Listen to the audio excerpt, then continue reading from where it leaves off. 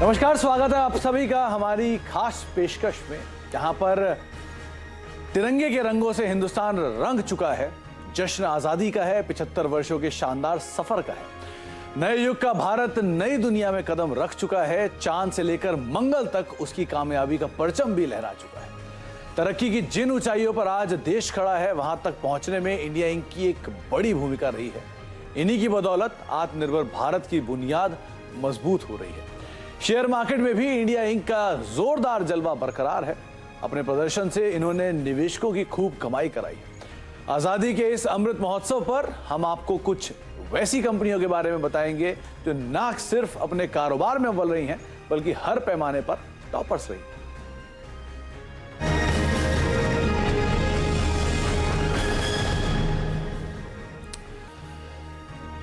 तो हमारी खास पेशकश, क्योंकि 75 साल पूरे हुए हैं और 75 साल के इस सफर में भारतीय अर्थव्यवस्था ने तो रफ्तार पकड़ी है, भारतीय शेयर बाजारों ने भी एक जोरदार तेजी पकड़ी है। और वो जोरदार तेजी कुछ इस तरह की रही है कि 1000 का इंडेक्स आज आपके सामने या तो 60,000 है या फिर 18,000 के तौर पर आप उसे शुमार होते हुए देख रहे हैं। तो इस रफ्तार को इनकैश कैसे किया जाए, ऐसे कौन कौन से शेयर हैं जिन पर आप दांव लगा सकते हैं और जहां से एक अच्छी रफ्तार आने वाले समय में आपको देखने को मिलेगी।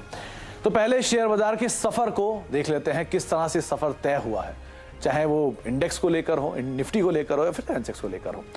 तो आपके स्क्रीन पर वो नंबर्स आएंगे एक एक करके, जहां पर बढ़िया ग्रोथ हमने देखी है इंडेक्स के तौर पे, निफ्टी के तौर पर। ये निफ्टी का सफर है, जहां पर अप्रैल 1996 में निफ्टी 1000 के आसपास होता था, फिर 2007 तक पहुंचे हुए थे 5000, 2017 तक 10,000, 21 तक 15,000 और 2021 अक्टूबर में निफ्टी ने अपना ऑल टाइम हाई बनाया। वो ऐतिहासिक महीना 18,604 का वो आंकड़ा जो कि निफ्टी ने छुआ। इसी तरह का एक माइलस्टोन आपको सेंसेक्स में भी दिखाई पड़ेगा। उसकी जर्नी थोड़ी और लंबी है, थोड़ी और रोचक रही है। 1990 में 1000, 2006 तक आते आते 10,000, 2007 तक 20,000, 2015 तक 30,000, 2019 तक 40,000, 2021 तक 50,000, 21 में ही 60,000 और 21 में ही 62,245 का वो ऐतिहासिक आंकड़ा जो कि सेंसेक्स ने छुआ है। तो एक बड़ी जर्नी, जहां पे पहला हाफ थोड़ा स्लो जरूर था, लेकिन सेकंड हाफ से रफ्तार कहीं ज्यादा बढ़ते हुए दिखाई पड़ी है। तो इस तरह की जर्नी भारतीय अर्थव्यवस्था ने तय की है।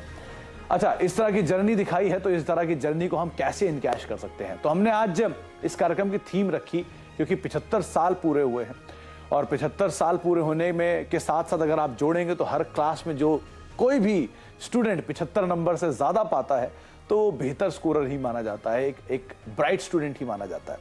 हमने हर कंपनी को 4 पैरामीटर में बांट दिया है, जो 4 पैरामीटर सबसे अव्वल पैरामीटर होते हैं किसी भी स्टॉक के चुनाव के लिए। वो पैरामीटर आपकी स्क्रीन पर है: प्रमोटर, बिजनेस, फाइनेंशियल्स और वैल्यूएशन। तो ये 4 पैरामीटर पे जो भी स्टॉक 75% से ऊपर स्कोर करेगा, हम उसको इस पोर्टफोलियो का हिस्सा बनाएंगे, और अगर स्कोर नहीं करता है तो हम उसको इस पोर्टफोलियो का हिस्सा नहीं बनाएंगे।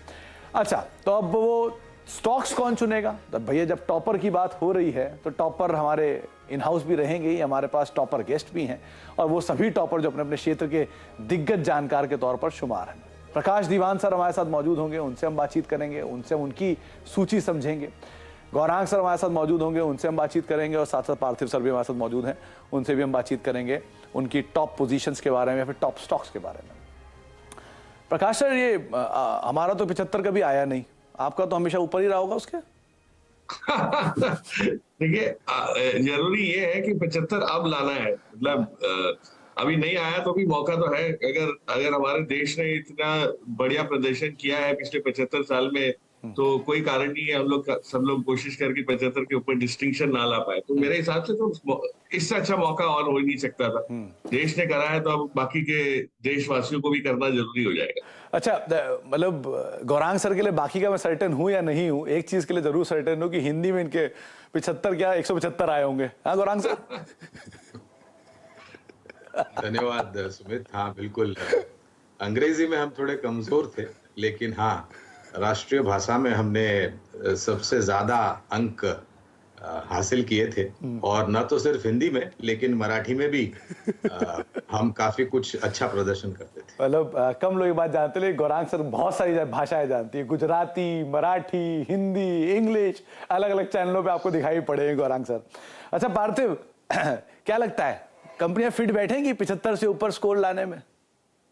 देखिए, वॉरेन बफे जी का तो यही कहना है कि शेयर मार्केट में अच्छी कमाई करने के लिए आपको बहुत ज्यादा आईक्यू की जरूरत नहीं है। और पीटर लिंच साहब तो यही कहते हैं कि कभी-कभी दिमाग से ज्यादा गट, कितना बड़ा स्टमक है, वो भी बहुत इंपॉर्टेंट करता है in terms of making money in the stock market. तो मैं तो मेरा अगर स्कूल करियर और कॉलेज करियर की बात करूं तो 75, मतलब लकी होता अगर मतलब 75 का ऑन एन एवरेज में अगर अचीव करता लेवल, लेकिन इतना अच्छा पढ़ाई में नहीं था, लेकिन फिर पटरी पे आ गई गाड़ी। तो डेफिनेटली आई थिंक बहुत अच्छा आपने ये कॉन्सेप्ट किया है, जहाँ पे इन टर्म्स ऑफ पैरामीटर्स, जो 4 पैरामीटर्स है, प्रमोटर का क्या स्कोर देना चाहिए, बिजनेस की क्वालिटी का क्या स्कोर देना चाहिए, फाइनेंशियल्स का क्या स्कोर और वैल्यूएशंस का स्कोर। आई थिंक ये it's a fantastic concept and look forward to doing it. चलिए, तो क्लास के टॉपर की स्क्रीन पर आप वो देख ही रहे हैं किस तरह से क्लास के टॉपर तय होते हैं, जिसमें प्रमोटर, बिजनेस, फाइनेंशियल्स और वैल्यूएशन सब अगर 75 से उसके ऊपर स्कोर आएगा तो उसको हम क्लास का टॉपर मान लेंगे। शुरुआत करते हैं प्रकाश सर के साथ। डिकेड्स ऑफ एक्सपीरियंस के साथ प्रकाश सर हमारे साथ मौजूद है, रादर तीनों ही गेस्ट मौजूद हैं। तो प्रकाश सर, पहला जो आपका स्टॉक रहेगा वो कौन सा रहेगा और कितना कितना स्कोर आप देंगे इन चारों पैरामीटर पे उन्हें? तो सुमित, पहला जो स्टॉक जिसका मैंने चयन किया है वो एक बड़ी यूनिक पोजीशन में है, क्योंकि हम देश के 75 साल की सालगिरह मना रहे हैं और सेलिब्रेट कर रहे हैं। तो मैंने भी देश में जो अच्छी चीजें की है सरकार की तरफ से उसमें से चुनने की कोशिश की। पहली कंपनी का नाम है रेलटेल। सॉरी, नाम तो हमने सबने सुना है। कुछ समय पहले इसका जब आईपीओ आया, डाइल्यूशन किया गवर्नमेंट ऑफ इंडिया ने, उसके बाद से ये पब्लिक स्पेस में अवेलेबल रहा है। और इससे पहले आज तक इस कंपनी के बिजनेस के बारे में इतनी करीबी जानकारी किसी को नहीं थी। अब देखेंगे आप, तो इसमें मजे की बात यह है कि इसमें जो बिजनेस है उसको जो प्रमोटर्स हैं सरकारी है, तो कोई उसमें वो नहीं है, गवर्नमेंट ऑफ इंडिया के साथ आपको कोई डाउट नहीं है। तो 90% के पूरे आंकड़े जो होते हैं वो मतलब जो अंक है वो मैंने दिए हैं। जो बिजनेस है वो इतना यूनिक है कि जितने भी हिंदुस्तान के रेलवे स्टेशन है वहां पे जो केबलिंग की हुई है, जो नेटवर्क किया हुआ है, वो भी इनका है। तो उस लिहाज से भी मैंने उसको 90 का अंक दिया। फाइनेंशियल्स थोड़े से अभी हो सकते हैं थोड़े से नरम, इसलिए है कि कंपनी मैच्योरिटी की तरफ जा रही है, काफी इन्वेस्टमेंट्स किए हुए हैं, तो वो वहां पे एक 20 अंक की गुंजाइश है 100% होने में, बट 80% वहां भी है। और last is financials, sorry valuations, जिसके लिहाज से मुझे लगता है ये बहुत खरा उतरता है, क्योंकि आज 3,000 करोड़ में आपको सारी कंपनी मिल रही है। और जो 60,000 किलोमीटर की केबलिंग की अगर आप लागत देखेंगे तो वो इससे कहीं ज्यादा है। तो ये बिजनेस ना कोई सेट कर सकता है, तो रिप्लेसमेंट कॉस्ट बेसिस पे, जिसको हम कहते हैं अंग्रेजी में, ये वैल्यूएशंस के तौर पे भी बहुत ही आपको उम्दा लेवल पे मिल रहा है, इसलिए उसको मैंने 85 अंक का आंकलन किया है। तो रेलटेल पहला नाम है और वो प्लेट लेके आइए डायरेक्टर साहब, जिस पर अभी स्कोरिंग हम देख रहे थे। 90% का स्कोर दिया है प्रमोटर में, ऑब्वियसली बात है, सरकारी कंपनी है, भारतीय सरकार इसमें प्रमोटर है। बिजनेस में 90% का एक पैरामीटर, और उसके अलावा फाइनेंशियल्स को लेकर और वैल्यूएशंस को लेकर 80 से 85% का जो एक पैरामीटर है वो प्रकाश सर ने दिया है। तो पहला नाम रेलटेल है और स्कोरिंग के हिसाब से ये टॉपर की कैटेगरी के अंदर फिलहाल फिट बैठता है। अच्छा गौरांग सर, आपकी तरफ से पहला नाम कौन सा रहेगा और कौन सा, क्या पैरामीटर्स आपने उसे दिए? तो सुमित, सबसे पहले तो आजादी के 75 साल पूरे होने पर और अमृत महोत्सव पर हम भारत के और हिंदुस्तान के सभी देशवासियों को हमारी कंपनी जियोजित फाइनेंशियल सर्विसेज और हमारे तरफ से ढेर सारी शुभकामनाएं देंगे और यशस्वी हम सब हो और भारत देश आगे बढ़े और ऊपर के सबसे 3 नामों में सर्वोच्च स्तर पर भारत का, हिंदुस्तान का नाम आए। इसी विश्वास के साथ हम आगे बढ़े और योगदान दे देश की तरफ। तो मैं सबसे पहले तो ये बताना चाहूंगा कि जो 3 कंपनियों का हमने आकलन किया है, ये 4 जो धाराएं आपने बताई हैं, मालकाना हक यानी कि प्रमोटर, कारोबार यानी कि बिजनेस, वित्तीय परिस्थिति यानी कि फाइनेंशियल्स और मूल्यांकन यानी कि वैल्यूएशन, ये चारों पर हमने तीनों को एक ही अंक में मापा है। यानी कि प्रमोटर पर हमने 100 में से 100 दिए हैं, कारोबार को लेकर के 100 में से 80 अंक दिए हैं, वित्तीय परिस्थिति फाइनेंशियल पर भी हमने 100 में से 80 अंक दिए हैं और मूल्यांकन वैल्यूएशन पर भी आप देखने जाए तो हमने 100 में से 80 अंक दिए हैं। तो सबसे पहली कंपनी जो होगी वो है केमिकल, स्पेशलिटी केमिकल्स से क्षेत्र से जुड़ी हुई कंपनी, जिसके तिमाही के नतीजे अभी हाल फिलहाल आए थे। बहुत ही शानदार नतीजे थे, हमारे उम्मीद के काफी ऊपर आए थे। नाम है टाटा केमिकल्स लिमिटेड। तीसरी सबसे बड़ी सोडा ऐश बनाने वाली कंपनियां हैं और इनके जो उत्पादन क्षमता है वो 13 जगहों पर पूरे देश में और विश्व भर में फैले हुए हैं। और जो एक चाइना प्लस वन पॉलिसी का सकारात्मक असर जो हम देखने वाले हैं आने वाले समय में, वो भारत में स्थापित स्पेशलिटी और एग्रोकेमिकल्स को मिलेगा। तो हमने सर्वोच्चम कंपनी जो चुनी है इन सभी मापदंड पर, वो है टाटा केमिकल्स। टाटा केमिकल वो पहला नाम है जिसमें प्रमोटर लेकर 100 का जो स्कोर है वो गौरांग सर ने दिया है, और बिजनेस के फ्रंट पर करीब करीब 80 का स्कोर, फाइनेंशियल्स के फ्रंट पर 80 का स्कोर और वैल्यूएशंस के फ्रंट पर 80 का स्कोर। ऑब्वियसली बात है, प्रमोटर को लेकर यहाँ क्रेडिबिलिटी पे कोई सवाल नहीं है, और बाकी कारोबार अब जानते हैं कितनी पुराना इतिहास और किस तरह कंपनी का कामकाज है। पार्थिव सर, आपका नंबर पहला कौन सा स्टॉक होगा, और दूसरा आपने क्या स्कोरिंग दी है उनको? कि मेरा पहला स्टॉक जो है वो एचडीएफसी बैंक रहेगा। एचडीएफसी बैंक के अंदर जो प्रमोटर का स्कोर है उसमें मैंने 85 मार्क्स दिए, और the reason why not 90 95 because जब मिस्टर आदित्य पुरी थे तो डेफिनेटली 100 मार्क्स भी देता तो भी शायद कम होते, लेकिन अभी हम जानते हैं कि मैनेजमेंट में ट्रांजिशन हुआ है, रिलेटिवली नए मैनेजमेंट एट द हेल्म है on the top, no doubt he is from the insider, but उनका एग्जीक्यूशन कैसे रहता है आगे ही देखेंगे। लेकिन 85% बिकॉज इनकी जो कोर टीम है जो मिस्टर आदित्य पुरी के टाइम से बनी हुई है, वेदर वो क्रेडिट साइड हो, वेदर वो सेल्स साइड हो, बिजनेस डेवलपमेंट साइड हो, मार्केटिंग साइड हो, डिजिटल साइड हो, वो आई थिंक बहुत ही स्ट्रॉन्ग और दमदार है। तो ये पैरामीटर पे हमें ऐसा मानना है कि this is the core base of this company जो ये बैंक को आगे जाते न्यूअर हाइट्स पे ले जाएगी।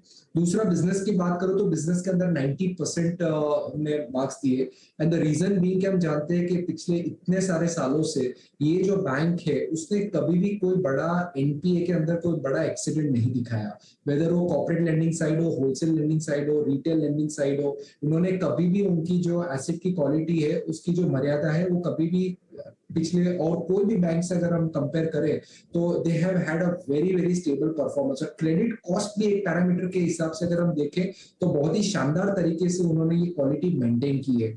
आरओई हो, आरओए हो, तो हर एक पैरामीटर पे ये बैंक बहुत ही अच्छा कर रही है, और हमारा ऐसा मानना है कि आगे जाते जैसे एचडीएफसी लिमिटेड के साथ इसका मर्जर होता है जो होने में करीबन 2 साल जितना लग जाएंगे, तो आई थिंक ये लोग डिजिटल पे भी ज्यादा फोकस करेंगे और एक बहुत बड़ा बैंकिंग पावर हाउस बनने जा रहा है। तो ये भी एक रीजन है कि जहाँ पे मुझे लग रहा है कि बिजनेस विल चेंज मल्टीफोल्ड, जो शेयर होल्डर्स के लिए बहुत अच्छा रहेगा।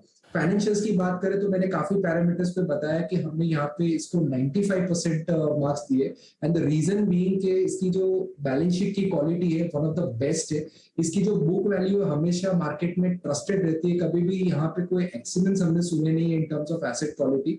तो फाइनेंशियल फ्रंट ऊपर पे डेफिनेटली बहुत अच्छा कर रही है। लास्ट में वैल्यूएशंस यहाँ पे 85 में मार्क्स दे रहा हूँ। पिछले 3 साल में करीबन ये बैंक ने इतना खास परफॉर्मेंस या आउट परफॉर्मेंस नहीं किया। वन रीजन बीइंग कि एफआई का सेलिंग काफी हावी रहा है, लेकिन यहाँ पे एट 630 बुक वैल्यू जो ये बैंक की है, यहाँ पे ये 2.3 प्राइस टू बुक पे मल्टीपल पे अवेलेबल है। तो ये मेरे हिसाब से बहुत ही अट्रैक्टिव है, बिकॉज हिस्टोरिकली ये 3 के ऊपर के प्राइस टू बुक मल्टीपल पे ये बैंक रहती है। तो वैल्यूएशंस भी बहुत अट्रैक्टिव है, और आने वाले समय में मेरा ऐसा मानना है कि ये बैंक इन्वेस्टर्स के लिए बहुत अच्छा परफॉर्मेंस दे सकता है। इनफैक्ट ये बात तो सही कही, किसी भी तरह का एनपीए एक्सीडेंट पिछले कई सालों में इस बैंक के साथ नहीं सुना गया। तो उस हिसाब से आप इसे देखिए, और ये पैरामीटर आपके समक्ष रख दिए गए हैं, प्रमोटर, बिजनेस, फाइनेंशियल एवेल्युएशन, और पार्थिव का मानना है कि ऑन एवरेज 85 से 90 के बीच में ये सारे पैरामीटर्स पे सेट बैठता है। अच्छा प्रकाश सर, दूसरा नाम आपकी तरफ से। सुमित, दूसरा नाम जो है वो भी एक गवर्नमेंट ओन्ड कंपनी हुआ करती थी, अब ऑफ कोर्स प्राइवेटली हेल्ड है, उसका नाम है एसबीआई। अब इसमें मैंने पिछली बार की तरह और जो प्रमोटर्स का जो रैंकिंग है या जो वहां पे मार्क्स दिए हैं वो थोड़े ज्यादा है। उसका रीजन है कि इसका जो मिक्स है, ना सिर्फ गवर्नमेंट ओनरशिप पहले हुआ करती थी, आज भी थोड़ी बहुत जो है, लेकिन जो बाकी के जो इंस्टीट्यूशनल ओनरशिप की जो गठन हुआ है उससे इसकी और जो रिचनेस है ओनरशिप की वो बढ़ जाती है। तो प्रमोटर्स में ये बहुत हाई स्कोर करेगा। बिजनेस हम सभी जानते हैं, और इसमें सबसे बढ़िया जो बिजनेस मुझे लगता है वो आज जो आपके पास अवेलेबल है अपॉर्चुनिटी, वो है इसकी योनो की। मतलब योनो की सिर्फ वैल्यूएशन आप करें तो कहीं ना कहीं ये 6 से 7 बिलियन डॉलर्स की वैल्यूएशन आ सकती है। और एक एक ऑप्शनैलिटी जिसको हम कहते हैं कि भाई एक बड़ा ट्रिगर इसमें जोड़ सकता है। और कंपनी ने, एसबीआई ने जो लेंडिंग बिजनेस में अपने आप को जिस तरह से ढाला है इन टर्म्स ऑफ प्रोसेसेस, वो सारे प्रोसेसेस का आपको अब एडवांटेज दिख रहा है। इनका डिसीजन मेकिंग इतना स्विफ्ट रहता है, इनका इम्प्लीमेंटेशन इतना स्विफ्ट रहता है, जबकि सबसे बड़ा नेटवर्क भी आज इन्हीं के पास है। तो पीएसयू में अगर कोई बैंक में रिवाइवल आप देख रहे हैं कि छोटी छोटी बैंक्स में भी इंप्रूवमेंट दिख रहा है, तो आप सोच सकते हैं कि एसबीआई में किस प्रकार का रहेगा। और ऑफकोर्स सब्सिडरीज जो इनकी है, जिनका इनका जो निवेश बाकी चीजों में है, उसका भी इसमें शेयर में के प्राइस में बहुत इसका इम्पैक्ट दिख सकता है। सो एसबीआई है। तो ये हो गया आपका बिजनेस मॉडल। और सेकेंडली जो फाइनेंशियल्स देखें तो आज फाइनेंशियल्स में जो इम्प्रूवमेंट हमने देखा है वो जारी है। ये 80 मार्च का लेके मैं नहीं समझता कि अगले 1-2 साल में ये 90, 95, 100 की तरफ नहीं झुक सकता।